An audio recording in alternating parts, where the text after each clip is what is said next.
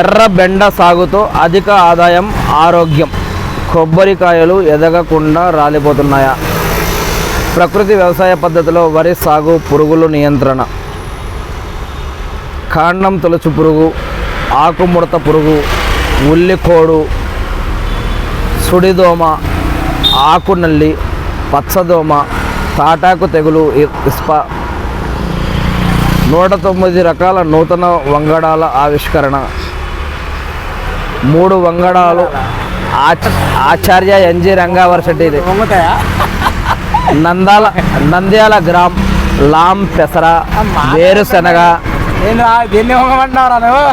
మేకల పెంపకం ఎందుకు చేపట్టాలి? మేకల పెంపకం వలన ఉపయోగాలు.